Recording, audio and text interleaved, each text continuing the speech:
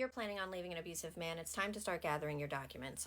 I want to talk about this because it's really important to touch on how important organization is in a situation like this, not just so that you have evidence and references and things like that, but also to safely plan your escape, to have some form of security to prove who you are as well. And that is your identification. I actually followed this page before I escaped, and there were a few other pages that talked about this.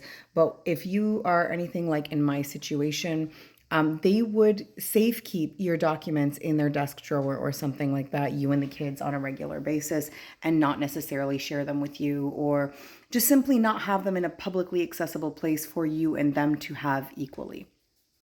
I remember explicitly creating this filing cabinet specifically for us to put all of our things so that if we have like a fire or something, we can grab it and run.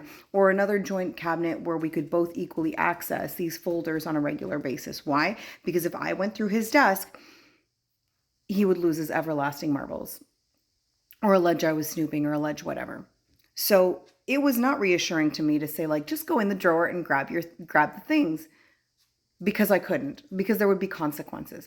And so if you are anything like in my situation, where it was extreme coercive control on a very, very covert, although absolutely not covert level, they're never going to tell you directly, no, you're not putting those there. They're simply going to move them every time you put them in a jointly accessible spot, or they're just going to put them in safekeeping in their desk, not tell you that you can't get them, but like cause some sort of a punishment or consequence every time you needed them for something. So you'd have to ask permission to get them every single time. And one way to alleviate that, if you are in Canada, is you can order new birth certificates for all of you. That is one thing you can do, and I highly recommend it.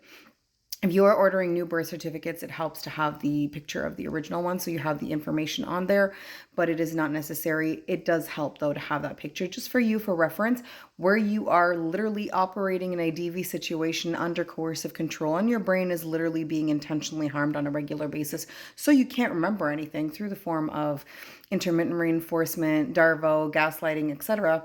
That literally reshapes the brain and affects your capacity to remember things.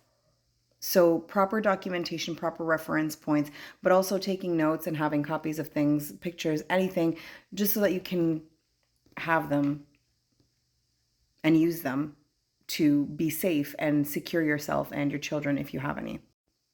I happen to store a lot of my things with people that I trusted. Many of them were overseas. Many of them were overseas so that I knew safely that he was not going to access those people and coerce them into sharing something by accident.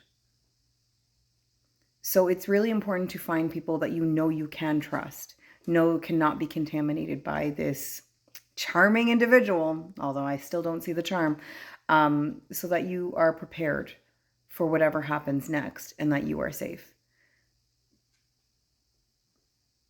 Unfortunately, nobody's going to save you. You're going to have to save yourself. So start getting ready now. Good luck.